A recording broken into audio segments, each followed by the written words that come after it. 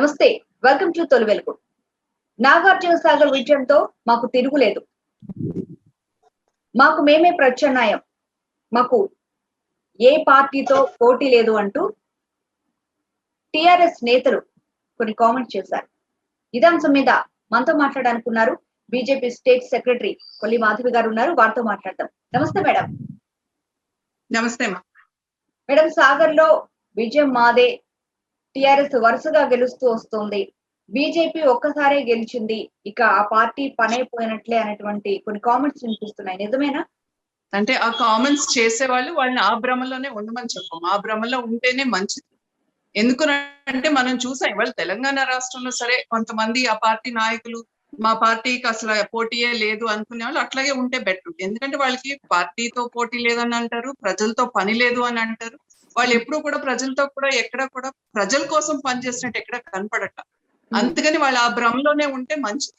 ఇవాళ తెలంగాణ రాష్ట్రంలో సరే ఏదో ఒక ఎలక్షన్ అని మాట్లాడితే ఒక దుబ్బాక గురించి మాట్లాడినా, మరి దుబ్బాక ఏ జిల్లా? సిద్దిపేట జిల్లా.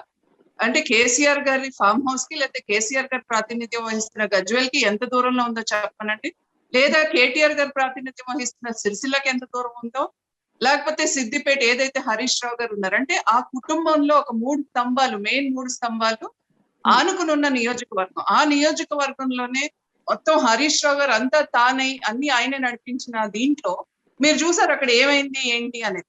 సో ఆ భయంతోనే కదా మరి వాళ్ళు కేసీఆర్ గారు నాగార్జున సాగర్ 2 సార్లు వెళ్ళి సభలు పెట్టి ఇవన్నీ చేశారు. పాపం కరోనా కూడా తీసుకొచ్చుకున్నారు ఆయనంతటా ఆయన. అందుకని నేను అంటున్నా ఇవాళ ప్రజలు ఇచ్చిన తీర్పును ఏ పార్టీ అయినా గౌరవించాల్సిందే. అది బీజేపీ అయితే లేకపోతే టిఆర్ఎస్ అయితే. ఇవాళ జిహెచ్ఎంసీలో మనం చూసుకుందాం. జిహెచ్ఎంసీలో ఏమైంది వాళ్ళ పరిస్థితి? ఎన్ని సీట్లు వస్తాయని చెప్పారు, మరి 4 నుంచి మేము ఎక్కడి దాకా వెళ్ళాం. సో అందుకని ఒకటి, ప్రజల తరపున ఎప్పుడు మేము పోరాడతాం, వాళ్ళకి మళ్ళీ ఓడిపోతే మేము ఫామ్ హౌస్ లో కూర్చుంటామనో లేకపోతే ఇంకొకటో మేము చెప్పట్లా. ఇవాళ మేము ఈ రాష్ట్రంలో నంబర్ 2 పొజిషన్ కి వచ్చినప్పుడు ఆటోమేటిక్ గా ప్రజలు మమ్మల్ని నంబర్ 1 పొజిషన్ లోకి నెక్స్ట్ ఎలక్షన్ లో తీసుకొస్తారు. అంటే ఎమ్మెల్సీ ఎన్నికల్లో గెలవలేదు, సాగర్ లో కనీసం డిపాజిట్ కూడా రాలేదు, మున్సిపల్ ఎలక్షన్స్ లో ప్రభావం కూడా చూపలేదు కదా, మరి అలా అనుకుంటే సో దానికి ఏం చెప్తారు? ఇవాళ తెలంగాణ రాష్ట్రం సాధించుకున్నాక ఫస్ట్ టైం ప్రభుత్వం ఏర్పాటు చేసుకున్నాక ఆ తర్వాత జరిగిన ఎమ్మెల్సీ ఎలక్షన్ లో ఏమైందో మీకు తెలుసు.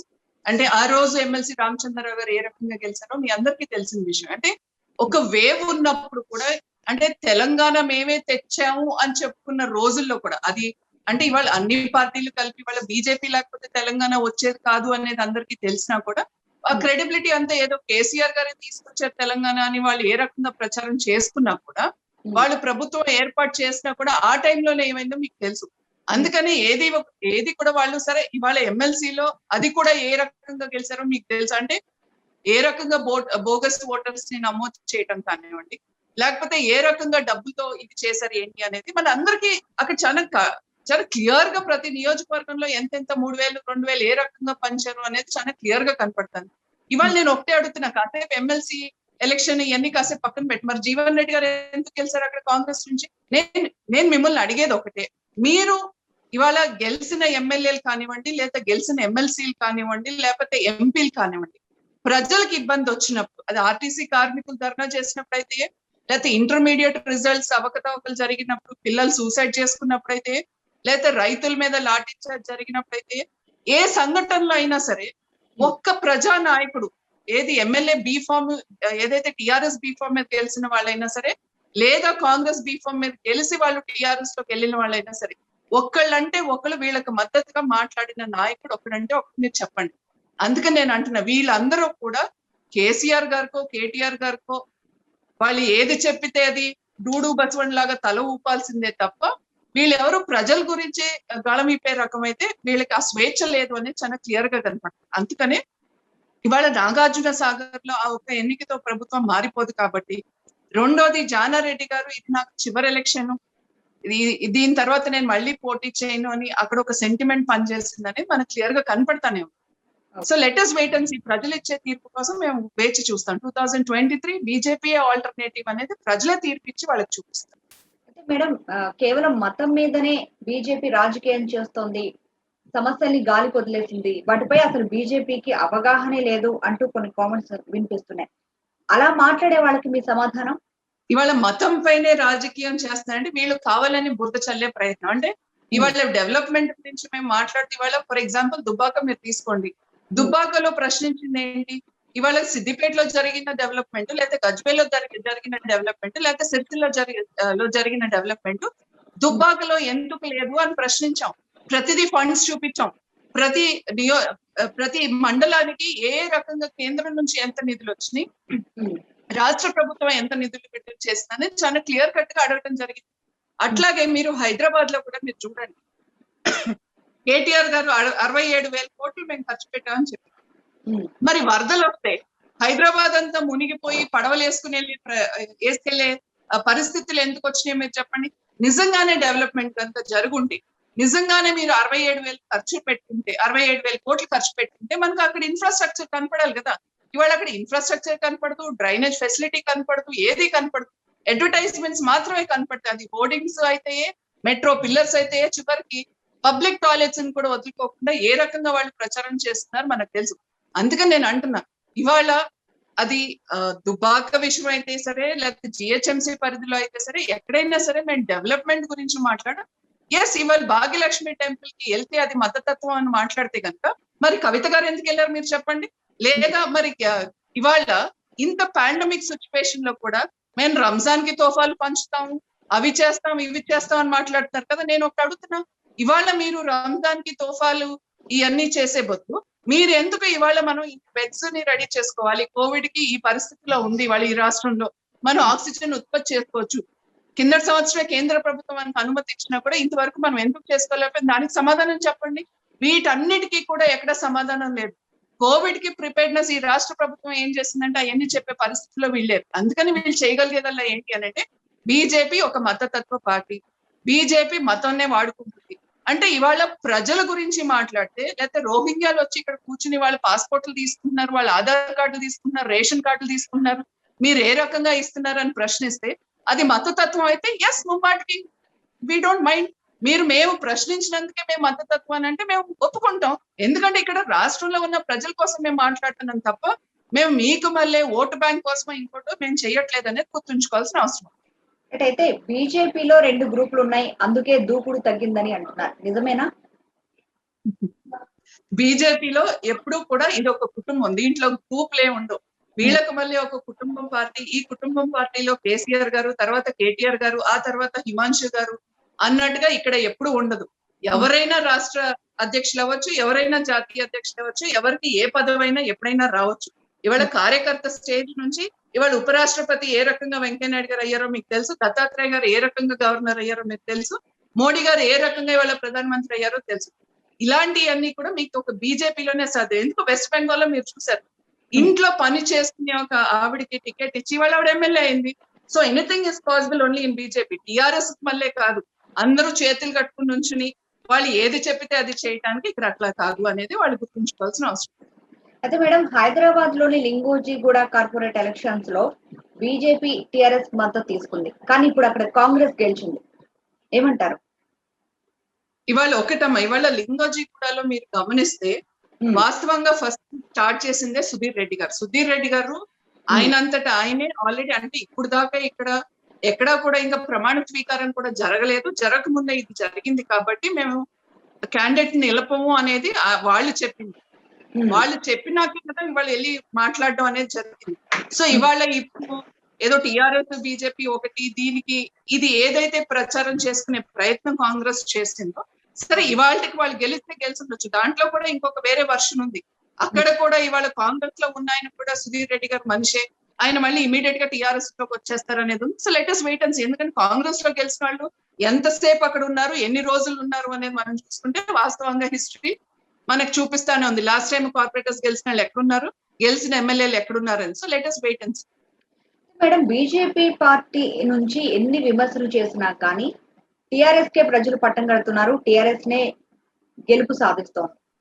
అంటే దీని మీద ఏమంటారు, మీరు ఏం చెప్తారు? అంటే ఇవాళ టిఆర్ఎస్ పార్టీకి అన్ని ఎక్కడ పట్టం కడుతుందో మీరు చెప్పండి.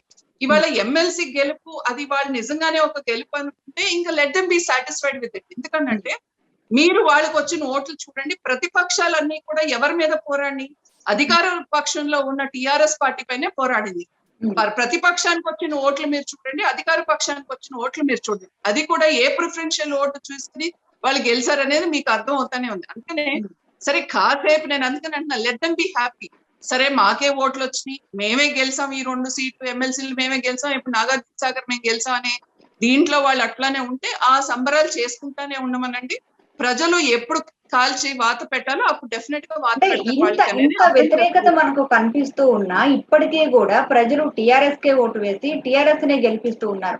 ఎమ్మెల్సీ ఎలక్షన్స్ లో కావచ్చు, మున్సిపల్ ఎలక్షన్స్ లో కావచ్చు, ఇప్పుడు జరిగినటువంటి సాగర్ ఎలక్షన్స్ లో కావచ్చు.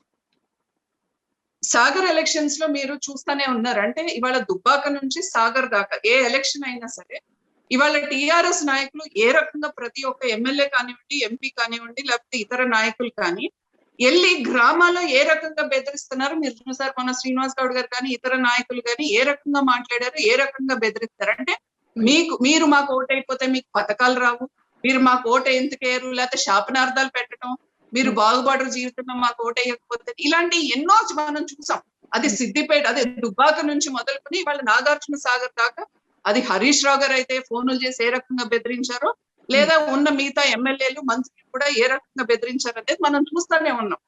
సో ఇవాళ ఆ బెదిరింపులకి టెంపరీ, ఎందుకంటే ఇవాళ దీంతో ప్రభుత్వం మారేది కాదు. అందుకని నేను అంటున్నా, నెక్స్ట్ జరిగే జనరల్ ఎలక్షన్ లో ఇవాళ రాష్ట్ర ప్రభుత్వానికి కోసం జరిగే ఎలక్షన్స్ లో ఆ రోజు మీరు చూడండి ప్రజల ప్రభుత్వాన్ని మార్చే దిశగా ఇవాళ టిఆర్ఎస్ కాదని డెఫినెట్ గా బీజేపీకే పట్టం కట్టు.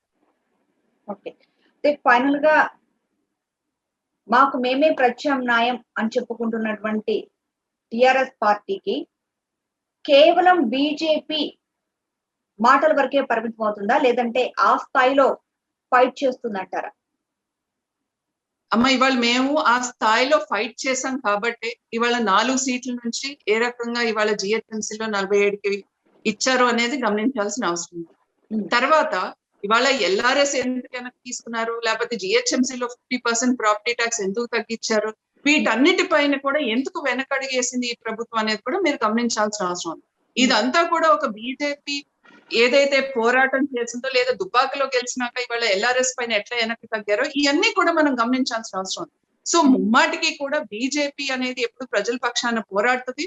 వీళ్ళు ఎన్ని కేసులు పెట్టినా, అందుకని నేను చెప్తున్నా, గుర్రపోడుది కూడా మీరు చూసారు. అక్కడ దళితుల పైన, అంటే దళితులు వాళ్ళు అక్కడ సాగు చేసుకుంటున్న భూమిని అక్కడ వేరే వాళ్ళు కబ్జా చేస్తే అది వాళ్ళు ఎప్పటి నుంచో చేసుకుంటున్నారు, అది ఏ రకంగా మీరు ఇది చేస్తారని మేము ప్రశ్నించడానికి వెళ్తే మా జిల్లా అధ్యక్షుడి మీద కేసు, మా బీజేపీ నాయకుల మీద కేసు, సంజయ్ గారి మీద కేసు, మా ఎమ్మెల్యే రఘునందన్ రావు గారి మీద కేసు, ఇట్లా అన్ని ఒక 40 రోజుల దాకా వాళ్ళని జైల్లోనే ఉంచిన సంగతి మీకు తెలుసు. అందుకని నేను అంటున్నా, ఇవాళ మీరు ఎన్ని జైలు బరో కార్యక్రమాలు చేసినా సరే బీజేపీ కార్యకర్తలు కానీ నాయకులు కానీ ఎవరు భయపడరు, ప్రజల పక్షాన్ని పోరాడతారు.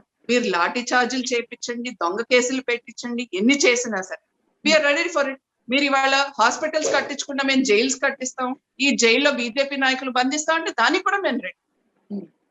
అంటే మేమే ప్రత్యామ్నాయం అని బీజేపీ చెప్తున్నప్పటికీ ఆ స్థాయిలో ఒక దుబ్బాక ఎలక్షన్స్, మనం జిహెచ్ఎంసీ ఎలక్షన్స్ లో చూస్తే కొంతవరకు అది కనిపించిన తర్వాత మళ్ళీ అది తగ్గుతూ వస్తుంది. అంటే కేవలం మాటల వరకే పరిమితం అవుతుందా బీజేపీ? ఎందుకు ఇంకా ఆ స్థాయిలో పైకి, అంటే ఇంకా ఎక్కువగా ఎందుకు బీజేపీని పైకి తీసుకురాలేకపోతుంది అంటే ఏం చెప్తారు? ఇవాళ ప్రజలకి సంబంధించిన ప్రతి విషయంలోనూ బీజేపీయే పోరాడుతుంది. ఇవాళ చివరికి కోవిడ్ పాండమిక్ టైంలో కూడా రాష్ట్ర నాయకత్వం మీకు ఎక్కడ కనపడట్లేదు. టిఆర్ఎస్ ఒక రాష్ట్ర ప్రభుత్వంలో ఉన్న మంత్రులు కానివ్వండి, ఇంకెవరైనా సరే, లేదా ముఖ్యమంత్రి గారు కానీ ఎవరు కనపడట. ఇప్పుడు కూడా గ్రౌండ్ లో మాకు ఎంతో మందికి కరోనా వచ్చినా సరే ఇప్పటికీ కూడా సేవా కార్యక్రమాలు కానీ ఏదైనా సరే చేసేది బీజేపీ నాయకులే. నేను ఒకటి చెప్తున్నా, అది ప్రజలకి అన్యాయం జరుగుతున్నప్పుడు రోడ్డు మీదకి వచ్చి పోరాడి వాటిపైన ప్రభుత్వం వెనక్కి తగ్గే వరకు కూడా పోరాడేది ఒక బీజేపీయే. అట్లాగే వాళ్ళకి ఏదైనా ఇబ్బంది వచ్చినప్పుడు ఆ ఆపదలో కాపాడడానికి దానికి ప్రాణాలు కూడా లెక్క చేయకుండా బీజేపీ నాయకులు వాళ్ళ కార్యకర్తలు ఎంతో మంది ఇవాళ చివరికి కోవిడ్ ఐసోలేషన్ సెంటర్స్ కూడా వెళ్ళి వాళ్ళకి కావాల్సినవన్నీ అందించి, ఆహారం లేని వాళ్ళకి ఆహారం ఇవ్వటం కానివ్వండి, లేదా వ్యాక్సినేషన్ సెంటర్స్ దగ్గర ఉండి వాళ్ళకి హెల్ప్ చేయడం కానీ, ఇట్లా అనేక కార్యక్రమాలు. అంటే కిందటి సంవత్సరం కోవిడ్ ఫస్ట్ వేవ్ లో చేసిన కార్యక్రమాలు చాలా ఉన్నా కూడా ఇప్పుడు కూడా ఈ టైంలో కూడా రోజు కూడా బండి సంజయ్ గారు ఇవాళ సేవా హీ సంఘటన అని చెప్పి ఇవాళ ఈ రాష్ట్రంలో కొన్ని హెల్ప్ లైన్ నంబర్స్ పెట్టి ఈ హెల్ప్ లైన్స్ కి వచ్చే ఫోన్ కాల్స్ ఇవన్నీ కూడా అంటే రాజకీయం అనేది ఎప్పుడూ కూడా 24 గంటలు 24/7 మేము ఒట్టి రాజకీయమే కాదు, దాంతో పాటు సేవ అనేది కూడా మేము ముందుకెళ్తున్నాం. ఇవాళ నేను ఒకటి అడుగుతున్నా, కేసీఆర్ గారికి ఇవాళ కరోనా వచ్చి ఫామ్ హౌస్ లో క్వారంటైన్ లో ఉన్నప్పుడు కూడా ఆయన రివ్యూ దేనిపైన చేశారు అంటే నాగార్జున సాగర్ ఎలక్షన్స్ పైన, అంటే ఒక పొలిటికల్ రివ్యూవే చేశారు తప్ప మరి కోవిడ్ పైన ఇప్పుడు దాకా ముఖ్యమంత్రి గారు ఎందుకు రివ్యూ చేయలేదంటే అక్కడ మీకు చిత్తశుద్ధి తెలుస్తుంది. వాళ్ళకి కావాల్సిందల్లా ఏంటి అంటే ఒక పొలిటికల్ మైలేజ్ తప్ప ప్రజల బాగోగులు మాత్రం అసలు ఎక్కడ పట్టించుకోవట్లేదు అనేది క్లియర్ గా అర్థమవుతుంది. అందుకే నేను అంటున్నా, రాజకీయ పరంగానే ఎదుర్కొంటాం, అట్లాగే ప్రజలకి కావాల్సినప్పుడు సేవ చేయాల్సినప్పుడు కూడా మేము ముందే ఉంటాం. అందుకనే ప్రజలు చూస్తున్నారు, ఎప్పుడు వాళ్ళు సరైన నిర్ణయం తీసుకోవాలి అప్పుడు తీసుకుంటారు. సో 2023 రాబోయే జనరల్ ఎలక్షన్స్ లో డెఫినెట్ గా బీజేపీకే పట్టం కట్టారు. రైట్, ఫైనల్ గా ఒక క్వశ్చన్ మేడం, ఇప్పుడు ఈటెల ఇష్యూ చూస్తూనే ఉన్నారు. సో ఆయన మీద ప్రభుత్వం ధోరణి అనొచ్చు, లేదంటే కేసీఆర్ ధోరణి అనొచ్చు. సో ఎలా చూస్తున్నారు కేసీఆర్ ప్రవర్తిస్తున్నటువంటి తీరు మీద ఏం చెప్తారు మీరు? ఇవాళ కేసీఆర్ గారు అసెంబ్లీలో ఒక మాట చెప్పారు, అంటే అది నా కూతురైనా సరే కొడుకైనా సరే ఎవరైనా సరే తప్పు చేస్తే అనుభవించాల్సిందే అని చెప్పారు. ఆ మాట మీద కట్టుబడి ఉండాలి. అంటే ఇవాళ ఆరోపణలు ఒక ఈటల రాజేందర్ గారి మీద కాదు, మల్లారెడ్డి గారి మీద వచ్చింది, కేటీఆర్ గారి మీద వచ్చింది, కేకే గారి మీద వచ్చింది. మీకు తెలుసు మియాపూర్ ల్యాండ్ స్కామ్ ఏ రకంగా ఎంత ఇదైందో, గోల్డ్ స్టోన్ ది ఇవన్నీ ఏ రకంగా అయినాయో మీకు తెలుసు. ముత్తిరెడ్డి ఆదిరెడ్డి గారి మీద వచ్చింది, ఎంతమంది నాయకుల మీద రాలా. పల్లా రాజేశ్వర రెడ్డి గారు ఇప్పుడు ఏదో పెద్ద ఎమ్మెల్సీ గెలిచేశారని చాలా ఇది ప్రగడ్బాలు పలికారు కదా. మరి ఆయన పైన ఆయన ఇన్స్టిట్యూషన్స్ ఏ రకంగా కబ్జాలు చేసినాయి అనేది ఎన్నో కథనాలు వచ్చినాయి కదా. మరి వాటిపైన ఎందుకు స్పందన లేదు, వాటి మీద ఎందుకు కమిటీ లేదు, వాటిపైన ఎందుకు యాక్షన్ లేదు అంటే నేను ఇవాళ మీరు ఏదో మీ పొలిటికల్ గెయిన్ కోసమో లేకపోతే మీ పార్టీలో ఉన్న లుసుకుల కోసమో మీరు ఇవాళ తీసుకునే నిర్ణయాలు ఏదైతే ఉన్నాయో మీ పార్టీ పరంగా మీరు తీసుకోండి, కానీ ప్రజలకి ఇబ్బంది కలిగేటప్పుడు అంటే ఇవాళ కోవిడ్ టైంలో మీరు తీసుకున్న నిర్ణయానికి సరే మీరు ఆరోపణలు వచ్చినాయి అందుకని నేను చేశాను అని చెప్పుకున్నా సరే, మరి ఇక్కడ సఫర్ అవ్వకుండా మీరు చూసారు గాంధీ హాస్పిటల్ బయట అంబులెన్సెస్ లో పేషెంట్స్ ఏ రకంగా ఉన్నారు ఏంటి అని. అంటే మీరు ఆ శాఖని మీరు బదలాయించుకుంటే ఇప్పుడు దాకా మీరు చేసింది ఏంటో మీరు చెప్పండి. అదేం లేదు, మళ్ళీ మేము రాజశేఖర రెడ్డికి అప్పు చెప్పాము లేకపోతే ఇంకొక అధికారికి అప్పు చెప్పాము అంటున్నారు. మనకు కావాల్సింది గ్రౌండ్ లో రియాలిటీ ఏంటి అనేది మనకు కావాలి. సో అది ఈటల రాజేందర్ గారు తప్పు చేశారా, ఇంకొకరు తప్పు చేశారా, ఎవరు తప్పు చేసినా యాక్షన్ తీసుకోండి. But why that action is selective? ఒక్కళ్ళ కోసమే ఎందుకు ఆ యాక్షన్? కేటీఆర్ గారి మీద రాలేదా? 111 జియాలో ఆయన కట్టిన ఫామ్ హౌస్ గురించి రాలేదా? మీరు చెప్పండి. నేషనల్ గ్రీన్ ట్రిబ్యునల్ లాస్ అన్ని తుంగలోకి తొక్కి కట్టారు అనేది రాలేదా? లేకపోతే మల్లారెడ్డి గారి మీద ఎన్ని ఫోన్ కాన్వర్సేషన్స్ వచ్చినాయి మీరు చెప్పండి. షంబీపూర్ రాజు గారి మీద ఎన్ని వచ్చినాయో మీరు చెప్పండి. వీటన్నిటినీ కూడా ఎక్కడ కూడా పట్టించుకోకుండా ఒకళ్ళ మీదే నేను యాక్షన్ తీసుకుంటాను అని అంటే ప్రజలు గమనిస్తున్నారు. రేపు ప్రజలే దానికి తగిన గుణపాఠం చెప్తారు. Right, thank you so much madam. మరో గెస్ట్ తో మళ్ళీ కలుద్దాం. నమస్తే.